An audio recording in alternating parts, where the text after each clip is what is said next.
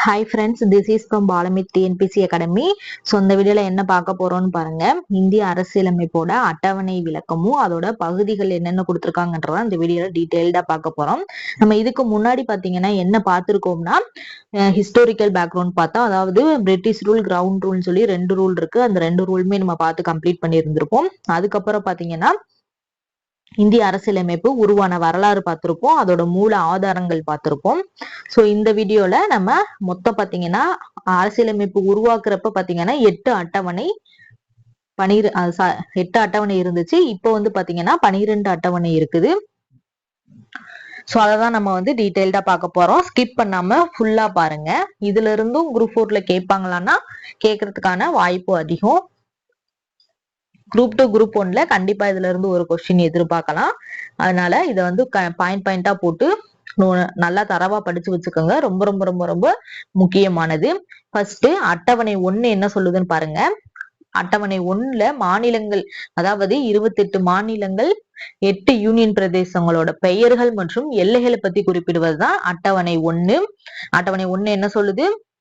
மொத்தம் நம்ம மொத்தம் பாத்தீங்கன்னா 28 மாநிலங்கள் இருக்கு, 8 யூனியன் பிரதேசங்கள் இருக்கு. அதோட பெயரையும் எல்லையும் சொல்லக்கூடியதுதான் அட்டவணை 1. அதுக்கடுத்து அட்டவணை 2 பாத்தீங்கன்னா ஊதியம் தொடர்பானவை.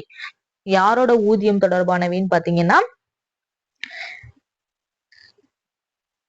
குடியரசுத் தலைவர், துணை குடியரசுத் தலைவர், பிரதம அமைச்சரவை, மக்களவை சபாநாயகர், மக்களவை துணை சபாநாயகர், மாநிலங்களவை தலைவர், மாநிலங்களவை துணைத் தலைவர், உச்சநீதிமன்ற நீதிபதிகள், சிஏஜின்னு சொல்லி இருக்கும், மாநில தணிக்கையாளர்னு சொல்லிட்டு அவரோட சம்பளம் பத்தியும், அதுக்கப்புறம் பாத்தீங்கன்னா மாநில ஆளுநர்கள், முதலமைச்சர் மற்றும் அமைச்சரவை, சட்டப்பேரவை சபாநாயகர், சட்டப்பேரவை துணை சபாநாயகர், சட்ட மேலவை தலைவர், சட்ட மேலவை துணைத் தலைவர், உயர் நீதிமன்ற நீதிபதிகள், இவங்களோட ஊதியம்னா சம்பளம், படிகள், சலுகைகளை பற்றி குறிப்பிடுவதுதான் என்னன்னு பாத்தீங்கன்னா இந்த 2வது அட்டவணை. ரொம்ப ரொம்ப முக்கியம், சரிங்களா? அதாவது மக்களவையிலையும் மாநிலங்களவையிலும் இருக்கக்கூடிய சம்பளம், படிகள், சலுகைகள், இது 3 பத்தியும் சொல்லக்கூடியதுதான் இந்த 2வது அட்டவணை. ரொம்ப ரொம்ப முக்கியமானது. அதுக்கடுத்து பாத்தீங்கன்னா பதவி பிரமாணம், உறுதிமொழிகள் தொடர்பானவைதான் 3வது அட்டவணையில சொல்றாங்க.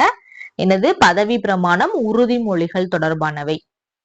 மத்திய மற்றும் மாநில அமைச்சர்கள், பாராளுமன்றம், மாநில சட்டப்பேரவைக்கு தேர்தலில் போட்டியிடும் வேட்பாளர்கள், நாடாளுமன்றம் மற்றும் மாநில சட்டமன்ற உறுப்பினர்கள், உச்சநீதிமன்றம் மற்றும் உயர் நீதிமன்றங்களின் நீதிபதி, இந்தியாவின் தலைமை கணக்கு தணிக்கையாளர். சோ இவங்களோட பதவி பிரமாணம், உறுதிமொழியை பத்தி கூறுவதுதான் என்னது?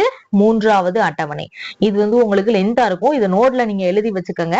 நான் ஷார்ட்டா 3வது அட்டவணைனா இதை பத்தி தான் சொல்றாங்க. ஃபர்ஸ்ட் அட்டவணைனா மாநிலங்கள், யூனியன் பிரதேசங்களோட எல்லைகளை பத்தி தான் சொல்றாங்க. 2வது அட்டவணைனா ஊதியம் பத்தி சொல்லக்கூடியது. 3வது அட்டவணைனா பதவி பிரமாணம், உறுதிமொழிகள் பத்தி சொல்லக்கூடியதுன்னு ஷார்ட்டா உங்களுக்கு ஒரு நோட்ஸ் ரெடி பண்ணிருக்கேன். அதை வந்து நான் வந்து டெலிகிராம் குரூப்ல உங்களுக்கு சென்ட் பண்ணி விடுறேன். இது வந்து பாத்தீங்கன்னா கொஞ்சம் எலாபரேட்டா இருக்கும். இதை நோட்ல எழுதி வச்சுக்கோங்க, உங்களுக்கு யூஸ்ஃபுல்லா இருக்கும், சரிங்களா? சிலபஸ் வைஸ் ஒரு நோட் போட சொல்லியிருந்தேன். அதுல 3வது டாபிக். அதுக்கடுத்து 4வது அட்டவணை என்ன சொல்லுதுன்னா, மாநிலங்களவை இடங்களை மாநிலங்கள் மற்றும் யூனியன் பிரதேசங்களுக்கு ஒதுக்கீடு செய்தல் தான் என்னது? 4வது அட்டவணை. ரொம்ப முக்கியமானது, சரிங்களா? மாநிலங்களவைனா என்னது? ராஜ்யசபான்னு சொல்லக்கூடியது. ராஜ்யசபாவுக்கு இடஒதுக்கீடு செய்யறது. மாநிலங்கள் மற்றும் யூனியன் பிரதேசங்களுக்கு ராஜ்யசபாவில் ஒதுக்கப்பட்டுள்ள இடங்கள் பற்றி குறிப்பிடுவதுதான் இந்த 4வது அட்டவணை. சோ இது என்னென்ன ஆர்டிக்கல்ல வரும்னு பாத்தீங்கன்னா, ஆர்டிக்கல் 4ல 1 வரும், ஆர்டிக்கல் 80ல 2 பத்தி சொல்லக்கூடியதான் இந்த 4th அட்டவணை. அதே மாதிரி பாத்தீங்கன்னா 1வது இதுல பாத்தீங்கன்னா ஆர்டிக்கல் யூனியன் பிரதேசங்கள், அதாவது ஃபர்ஸ்ட் அட்டவணையில ஆர்டிக்கல் 1 to 4 வரைக்கும் சொல்லக்கூடியது இந்த அட்டவணை 1. அதே மாதிரி செகண்ட் ஸ்கெடியூலுக்கும் ஒவ்வொரு ஆர்டிக்கல் இருக்கு. அதாவது ஆர்டிக்கல் 59ல 3, ஆர்டிக்கல் 65ல 3, ஆர்டிக்கல் 75ல 6. சோ பிரதம அமைச்சரவை அந்த மாதிரி சில குறிப்பிட்டது வந்து பாத்தீங்கன்னா இதுல வரும். அந்த அளவுக்கு நீங்க டெப்தா படிக்க வேணாம், மேலோட்டமா மட்டும் இப்போதைக்கு தெரிஞ்சு வச்சுக்கோங்க. முதல் அட்டவணை என்ன சொல்லுது, 2வது அட்டவணை என்ன சொல்லுது, 3வது அட்டவணை என்ன சொல்லுது, அந்த மாதிரி தெரிஞ்சு வச்சுக்கோங்க. அடுத்து 5வது அட்டவணையை பாருங்க. SC ST பழங்குடியின பகுதிகளின் நிர்வாகம் பத்தி குறிப்பிடுவதுதான் என்னது? 5வது அட்டவணை. ஸ்கெடியூல்டு கேஸ்ட்னு சொல்லுவாங்கல்ல, SC ST பழங்குடியின பகுதிகளின் நிர்வாகம். அதாவது எதை தவிரனா அஸ்ஸாம், மேகாலயா, திரிபுரா, மிசோரம். சோ எப்படி ஞாபகம் வச்சுக்கிறீங்கன்னா ஏடிஎம் ஸ்கொயர்டுன்னு ஞாபகம் வச்சுக்கோங்க, ஈஸியா இருக்கும். ஏன்னா அசாம், டீனா திரிபுரா, ரெண்டு எம்ல ஆரம்பிக்கிறதுனால எம் ஸ்கொயர்டு, ஏடிஎம் ஸ்கொயர்டு. இதை தவிர வரக்கூடியதுதான் 5வது அட்டவணை, எஸ்சி எஸ்டி பழங்குடியின பகுதிகளின் நிர்வாகம் சொல்லக்கூடியது. அடுத்து 6வது அட்டவணை என்ன சொல்லுதுன்னு பாருங்க. எஸ்சி எஸ்டி பழங்குடியின பகுதிகளின் நிர்வாகம் எதை சொல்லுதுன்னா இது மட்டும், அந்த ஏடிஎம் ஸ்கொயர்டு மட்டும் சொல்லக்கூடியது 6வது அட்டவணை. ஏடிஎம் தவிர்த்து சொல்லக்கூடியது 5வது அட்டவணை. ரொம்ப முக்கியமானது, சரிங்களா? சோ அதுக்கப்புறம் பாருங்க 7வது அட்டவணை. 7வது அட்டவணை பாத்தீங்கன்னா மத்திய மாநில அதிகார பகிர்வு பற்றி குறிப்பிடுது. அதாவது 3 பட்டியல்கள் இருக்குமா, மத்திய பட்டியல், மாநில பட்டியல், பொதுப்பட்டியல். ஆரம்பத்துல எவ்வளவு 97 இருந்துச்சு, இப்ப 100 இருக்கு. மாநில பட்டியல் 66 இருந்துச்சு, இப்ப 61 இருக்கு. பொதுப்பட்டியல்ல 47 இருந்துச்சு, தற்போது 52 இருக்கு, சரிங்களா? நம்ம இதெல்லாம் பாத்தீங்கன்னா 10th புக்லயும் இந்த கண்டென்ட் எல்லாம் கொடுத்திருப்பாங்க. நம்ம இந்த சிலபஸ் வைஸ் கம்ப்ளீட் பண்ணும் போது 10th புக்ல இருக்க பாதி அடிப்படை கடமைகள் வரைக்கும் நம்ம கம்ப்ளீட் பண்ணி முடிச்சிருவோம். சோ அதுக்கப்புறம் மீதி இருக்கிறது கொஞ்சம் கொஞ்சம் இருக்கும், அது ஈஸியா நம்ம படிச்சிடலாம், சரிங்களா? இது ஃபர்ஸ்ட் சிலபஸ் வைஸ் கம்ப்ளீட் பண்ணி முடிச்சிடலாம் தான் இதை நான் கொடுத்துக்கிட்டு இருக்கேன். மேக்சிமம் இன்னைக்கு நாளைக்குள்ள சிலபஸ் வைஸ் இருக்கக்கூடிய எல்லா நோட்ஸுமே உங்களுக்கு முடிஞ்சிரும். அதுக்கப்புறம் பாத்தீங்கன்னா நமக்கு ஸ்கூல் புக்ஸ்ல 10th 12th பிளஸ் ஒரு எக்ஸ்ட்ரா ஒரு 3 6th 7th இருக்கக்கூடியது, அதெல்லாம் குட்டி குட்டி லெசன் தான், சீக்கிரம் அதெல்லாம் முடிச்சிடலாம், சரிங்களா? அதெல்லாம் ஒரே நாள்ல முடிச்சிடலாம். மீதி இருக்கிறது தமிழும் மேக்ஸும் மட்டும்தான். மேக்ஸும் சிம்பிளிபிகேஷன் கொடுத்திருந்தேன், அதுவும் நம்ம ஒரே நாள்ல கம்ப்ளீட் பண்ணிடலாம், சரிங்களா? சோ அடுத்து 8வது அட்டவணையை பாருங்க. இது இந்தியாவில் அங்கீகரிக்கப்பட்ட மொழிகளின் பட்டியலை கொண்டுள்ளது. அதாவது 8வது அட்டவணை என்ன சொல்லுது, மொழிகளை பத்தி சொல்லக்கூடியதுதான் 8வது அட்டவணை. அரசியலமைப்பு சட்டத்தால் அங்கீகரிக்கப்பட்ட மொழிகள் பத்தி கூறுகிறது. முதல்ல பாத்தீங்கன்னா 14 மொழிகள் தான் இருந்துச்சு. ஆனா இப்ப எவ்வளோ 22 மொழிகள் இருக்கு. அது என்னென்ன மொழின்னு சொல்லி கொடுத்திருக்காங்க. அசாமி, பெங்காலி, போடோ, டோக்ரி, குஜராத்தி, இந்தி, கன்னடம், காஷ்மீரி, கொங்கணி, மைதிலி, மலையாளம், மணிப்புரி, மராத்தி, நேபாளி, ஒடியா, பஞ்சாபி, சமஸ்கிருதம், சந்தாலி, சிந்தி, தமிழ், தெலுங்கு, உருதுன்னு சொல்லி 22 மொழிகள் இருக்கு. சோ இப்ப ரீசெண்டா 22 மொழிகள் தான் இருக்கா, இல்ல இன்னும் எக்ஸ்ட்ரா சேர்த்திருக்காங்களான்னு சொல்லிட்டு கமெண்ட் பாக்ஸ்ல கமெண்ட் பண்ணுங்க, சரிங்களா? மொத்தம் 8வது அட்டவணையில எத்தனை மொழிகள் முன்னாடி இருந்துச்சு, இப்ப எவ்வளவு இருக்குது, இப்ப ரீசெண்டா எவ்வளவு இருக்குதுன்னு சொல்லி கமெண்ட் பண்ணுங்க, சரிங்களா? சோ இப்ப ஃபர்ஸ்ட் 14 மொழிகள் இருந்துச்சு, அதுக்கப்புறம் என்னென்ன மொழிகள் எப்பப்ப சேர்த்திருக்காங்கன்னு சொல்லி கொடுத்திருக்காங்க. இதுவும் ஆல்ரெடி ஏதோ ஒரு குரூப் 1 கொஸ்டின்ல கேட்ட கொஸ்டின், சரிங்களா? இந்த சட்ட திருத்தம் எந்த ஆண்டு சேர்க்கப்பட்டது, எந்த மொழி சேர்க்கப்பட்டதுன்றது குரூப் 1 கொஸ்டின், நல்லா படிச்சுக்கோங்க. 21வது சட்ட திருத்தம் 1967ல 15வது மொழியாக எந்த மொழி சேர்த்திருக்காங்கன்னு கேட்டாங்க, சிந்தி மொழி. அதே மாதிரி 71வது சட்ட திருத்தம் 1992 படி 16, 17, 18வது மொழியாக கொங்கணி, அதாவது 16வது மொழியாக கொங்கணியும், 17வது மொழியாக மணிப்பூரியும், 18வது மொழியாக நேபாளியும் சேர்க்கப்பட்டிருக்கின்றது ரொம்ப முக்கியம். அதுக்கடுத்து 92வது சட்ட திருத்தத்தின்படி 2003ல 19, 20, 21, 22 4 மொழி சேர்த்திருக்காங்க.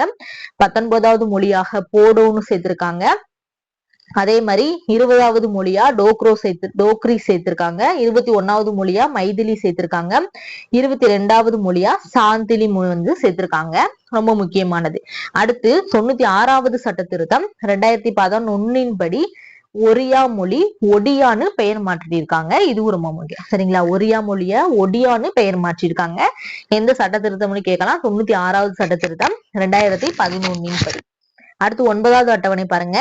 இது அரசியலமைப்பு முதல் திருத்தம் சட்டம் 1951 மூலம் அரசியலமைப்புல வந்து சேர்த்திருக்காங்க.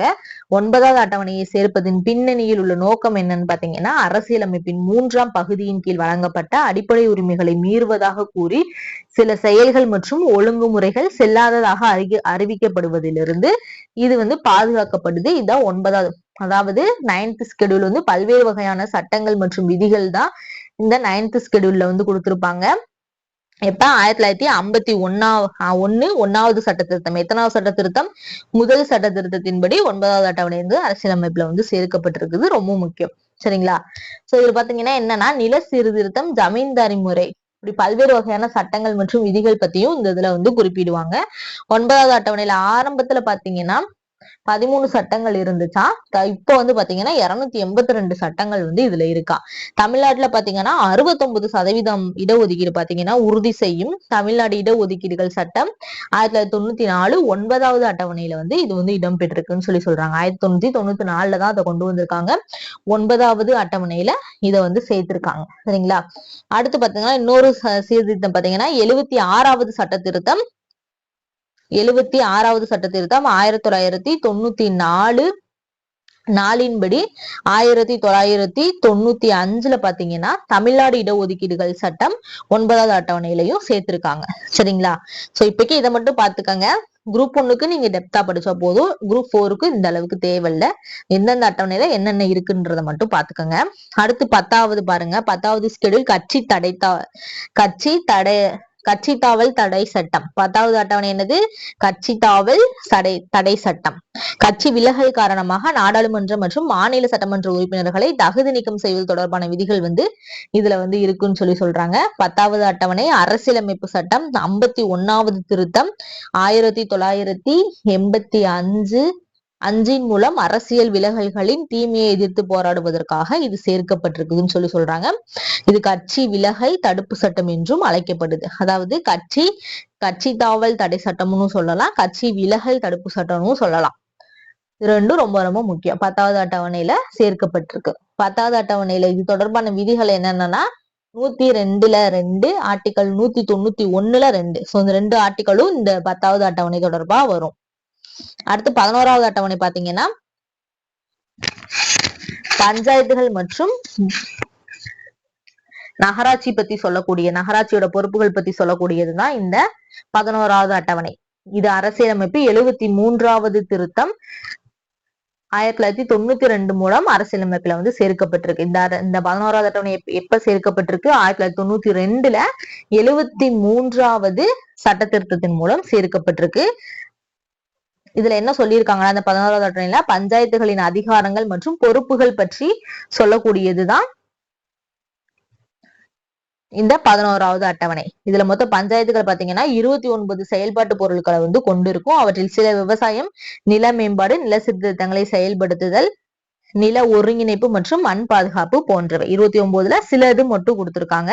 சோ அதை மட்டும் பாத்துக்கோங்க, போதுமானது. 12வது, அதாவது 11 பஞ்சாயத்து, சாரி முன்னாடி மாத்த சொல்லிட்டேன், 11 பஞ்சாயத்து, 12 நகராட்சியோட அதிகாரங்கள். 11வது அட்டவணை என்னது? பஞ்சாயத்தை பத்தி சொல்லக்கூடியது. 12வது அட்டவணை நகராட்சி அமைப்புகளை பத்தி சொல்லக்கூடியது. 1992 74வது சட்டத்தின்படி 12வது அட்டவணை அரசியலமைப்புல வந்து சேர்க்கப்பட்டிருக்கு. 12வது அட்டவணை 1993ல ஏப்ரல் 24ல தான் நடைமுறைக்கு வந்து கொண்டு வந்திருக்காங்க. சரிங்களா. 1992 ஏப்ரல் 24 அந்த டேட்டை நோட் பண்ணி வச்சுக்கோங்க. 1992 ஏப்ரல் 24ல தான் வந்து பாத்தீங்கன்னா கொண்டு வந்திருக்காங்க. எத்தனாவது? 74வது சட்ட திருத்தத்தின்படி கொண்டு வந்திருக்காங்க. சரிங்களா. சோ அதுபடி பாத்தீங்கன்னா நகராட்சி அமைப்புகள், நகர உள்ளாட்சி அமைப்புகளின் அதிகாரங்கள், கடமைகள், பொறுப்புகள் பற்றி 18 தலைப்புல வந்து சொல்லியிருப்பாங்க. 18 செயல்பாடு உறுப்புகள் வந்து இதுல இருக்குது. 12வது அட்டவணை தொடர்பான விதி என்னன்னு பாத்தீங்கன்னா ஆர்டிக்கல் 243.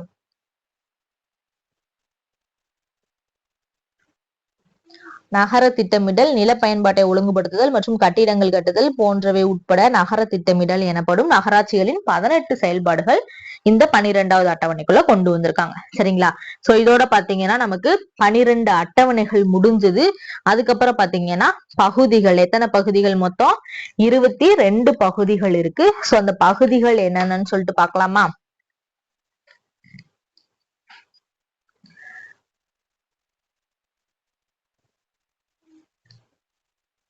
பகுதிகள் இந்திய அரசியலமைப்பு சட்டம், அதோட விதி, அது எந்தெந்த விதியில அடங்கும்னு சொல்லி கொடுத்திருக்காங்க. ஃபர்ஸ்ட் பகுதி என்னன்னு பாத்தீங்கன்னா ஒன்றியமும் அதன் ஆட்சி எல்லையும் பற்றி சொல்லக்கூடியதுதான் பகுதி 1. இதுல வந்து எத்தனைனா 1 to 4 ஆர்டிக்கல் அடங்கும். அடுத்து பகுதி 2 சொல்லக்கூடியது குடியுரிமை பத்தி சொல்லக்கூடியது. ஆர்டிக்கல் 5ல இருந்து 11 வரைக்கும் குடியுரிமை பத்தி தான் சொல்லக்கூடியது. ஆர்டிக்கல் 3 என்னன்னு பாத்தீங்கன்னா அடிப்படை உரிமைகள். ஆர்டிகல் 12ல இருந்து 35 வரை சொல்லக்கூடியது. ஆர்டிகல் 4 பாத்தீங்கன்னா அரசு நெறிமுறை கோட்பாடுகள் 36ல இருந்து 51 வரைக்கும் சொல்லக்கூடியது. அதுக்கடுத்து ஆர்டிகல் 4, 7 ஏன்னா முன்னாடி அரசியலமைப்பு உருவாக்கும் போது அடிப்படை கடமைகள் கிடையாது. அதுக்கப்புறம் தான் அடிப்படை கடமைகளை சேர்க்க சொல்லியிருப்பாங்க. அடிப்படை கடமைகள் எப்ப 51(7) வந்து சேர்த்திருக்காங்க. ரொம்ப ரொம்ப ரொம்ப ரொம்ப ரொம்ப முக்கியமானது. சரிங்களா? நம்ம இந்த ஃபர்ஸ்ட் ஸ்கெடியூல்ல இதுதான் வந்து கொடுத்துருக்கோம் படிக்க சொல்லி. ஆல்ரெடி பாத்தீங்கன்னா நம்ம அதாவது இதுக்கு முன்னாடி அந்த வரலாற்று பின்னணியும் கம்ப்ளீட் பண்ணிட்டோம், அரசியலமைப்பு உருவாக்கமும் கம்ப்ளீட் பண்ணிட்டோம், பகுதிகள் அட்டவணைகள் பாத்துக்கிட்டு இருக்கோம். அதுக்கப்புறம் பாத்தீங்கன்னா முகவுரைன்னு சொல்லி ஒண்ணு பார்ப்போம். முகவுரை இந்த இதுக்குள்ள வராது. சரிங்களா? அது தனியா ஒரு சட்டம்னு சொல்லுவாங்க. அதுக்கப்புறம் பாத்தீங்கன்னா ஒன்றியமும் அதன் ஆட்சி எல்லையும் பார்க்கணும். குடியுரிமை, அடிப்படை உரிமைகள், இந்த 3 டாபிக்மே ரொம்ப குட்டி குட்டி டாபிக் தான்.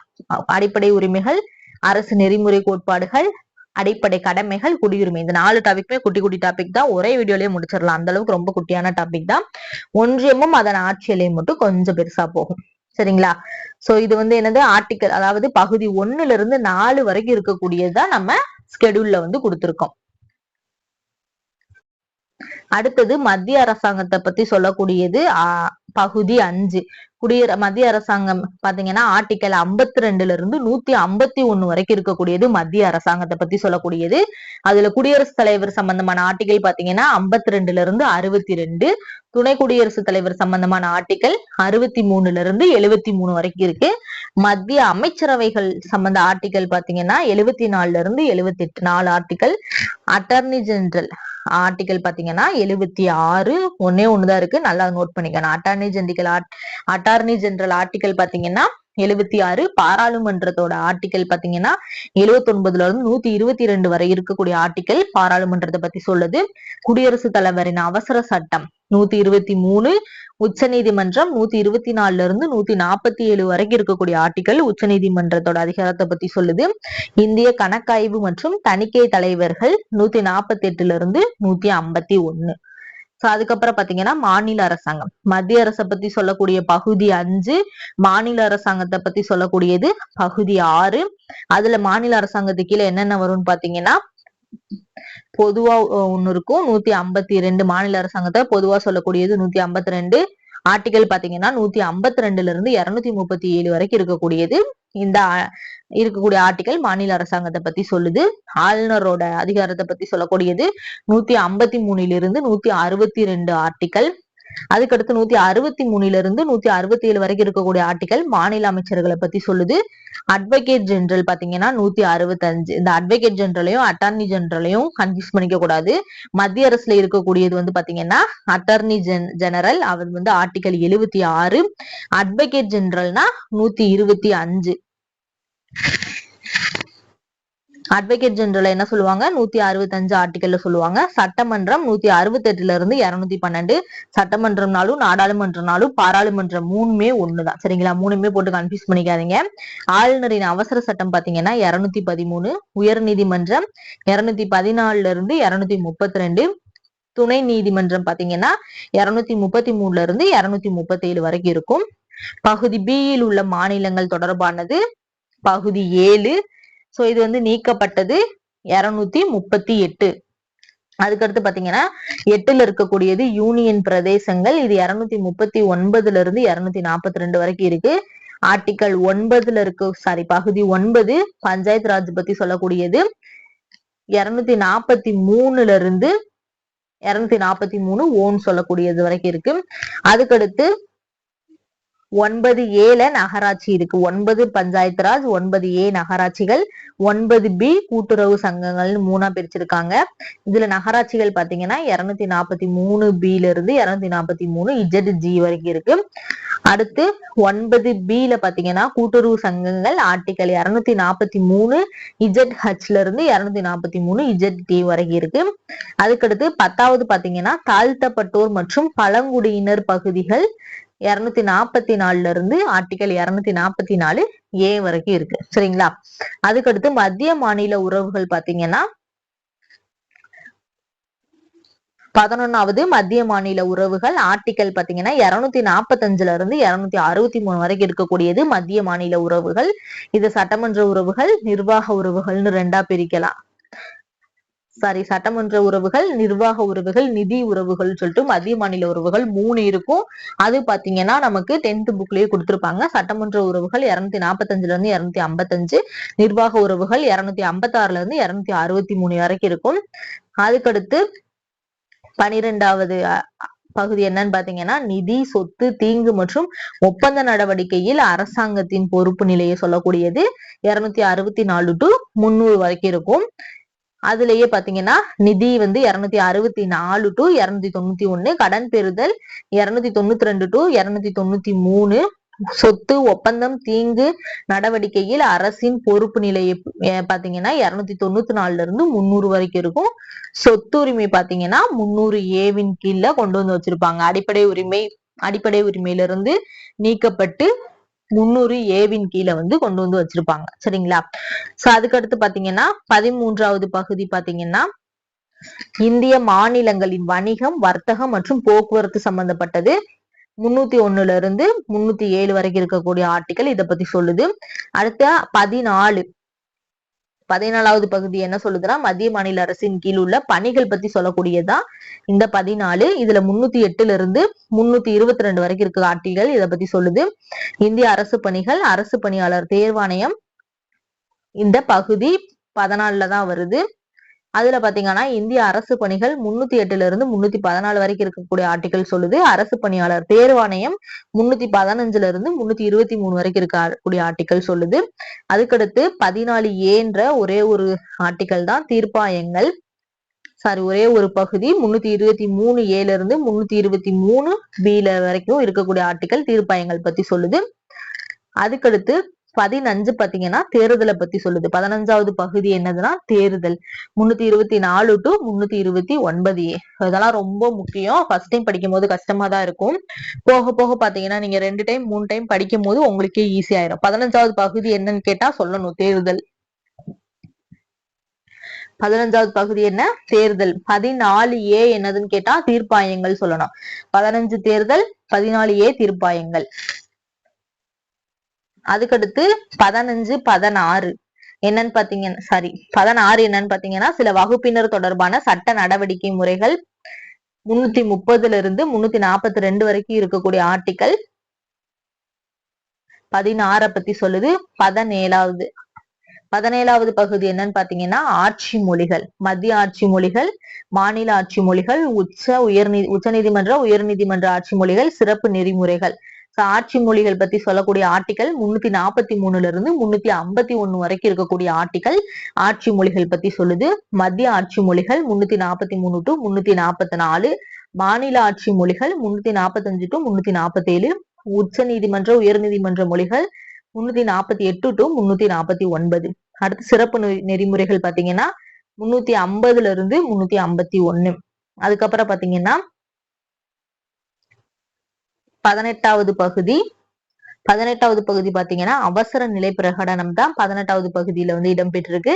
352 இருந்து 360 வரைக்கும் இருக்கக்கூடிய ஆர்டிகல் இந்த 18வது பகுதியில இருக்கும். இதுல தேசிய நெருக்கடி நிலை, மாநில நெருக்கடி நிலை, நிதி நெருக்கடி நிலை 3 சேர்ந்ததுதான் இந்த அவசர நிலை பிரகடனம். தேசிய நெருக்கடி நிலை இது வந்து 10th ஸ்கூல் புக்லயே இருக்கும். தேசிய நெருக்கடி நிலை 352, மாநில நெருக்கடி நிலை 356, நிதி நெருக்கடி நிலை 360. இந்த 3 நெருக்கடி நிலையுமே 10th புக்ல பாத்தீங்கன்னா நமக்கு 10th புக்ல ஃபர்ஸ்ட் லெசன்லயே கொடுத்திருப்பாங்க. 10thல இருக்கப்ப அந்த ஃபர்ஸ்ட் லெசன் படிச்சாலே சிலபஸ்ல நம்ம வந்து கிட்டத்தட்ட ஒரு காவாசியை கவர் பண்ணிடலாம். அதுக்கடுத்து பாத்தீங்கன்னா 19வது பகுதி பாத்தீங்கன்னா பல்வகைப்பட்டவையில 361 இருந்து 367 வரைக்கும் இருக்கக்கூடிய ஆர்டிகல் சொல்லுது. அடுத்து 20 அரசியலமைப்பு திருத்த முறைகளை பத்தி சொல்லக்கூடியதுதான் பகுதி 20. இந்த பார்ட் 20 பாத்தீங்கன்னா 368 கீழ் வரும். அரசியலமைப்பு திருத்த முறைகளோட ஆர்டிகல் 368. 21 பார்ட் 21 என்னன்னு பாத்தீங்கன்னா தற்கால, இடைக்கால, சிறப்பு வகைமுறைகள். தற்காலத்துல என்ன சிறப்பு வகைமுறைகள், இடைக்காலத்துல என்ன சிறப்பு வகைமுறைகள் வந்து கொண்டு வந்துடுறாங்கன்றத ஆர்டிகல் 369 இருந்து 392 வரைக்கும் இருக்கக்கூடியது சொல்லுது. அதுக்கப்புறம் பாத்தீங்கன்னா 22 22 பாத்தீங்க பார்ட் 22 பாத்தீங்கன்னா அரசியலமைப்பின் தலைப்பு, தொடக்கம், இந்தி மொழியில் உள்ளடக்கம் மற்றும் திரும்ப பெறப்பட்ட விதிகள் இதை பத்தி சொல்லக்கூடியதுதான் 393 டு 395. மொத்தம் அரசியலமைப்பு உருவாக்குனப்ப இருந்த ஆர்டிக்கல் எவ்வளவு? 395 ஆர்டிக்கல். அதுக்கப்புறம் பாத்தீங்கன்னா 8 அட்டவணைகள், ஒரு முகவுரை. 395 ஆர்டிக்கல், 8 அட்டவணைகள், 22 பகுதிகள், ஒரு முகவுரைன்னு இருக்கு. அதுல இந்த 395ன்றது மாறாதது. இதுல இடையில வந்து நம்ம ஜாயின் பண்ணிக்கிட்டே போறதுதான் 448 ஆர்டிக்கலா வந்து இப்ப தற்போது வந்து நின்றுருக்கு. சரிங்களா? சோ இந்த 22 பகுதிகளும் 8 அட்டவணைகளும் 12 அட்டவணைகள், இப்ப இருக்கிறது 12 அட்டவணைகள். 12 அட்டவணைகளுமே ரொம்ப ரொம்ப ரொம்ப ரொம்ப முக்கியமானது. இத வந்து ஒரு பாக்ஸ் மாதிரி போட்டு எழுதி வச்சு கண்டிப்பா படிச்சுக்கோங்க. கண்டிப்பா இதுல இருந்து டிஎன்பிசில இருந்து ஒரு கொஸ்டின் கேட்பாங்க. சரிங்களா? சோ இந்த வீடியோ உங்களுக்கு பிடிச்சிருக்கும்னு நினைக்கிறேன். பிடிச்சிருந்தா மறக்காம லைக் பண்ணுங்க, சப்ஸ்கிரைப் பண்ணுங்க. நெக்ஸ்ட் வீடியோல பார்க்கலாம். இது உங்கள் பாலமித்து என்பிசி அகாடமி.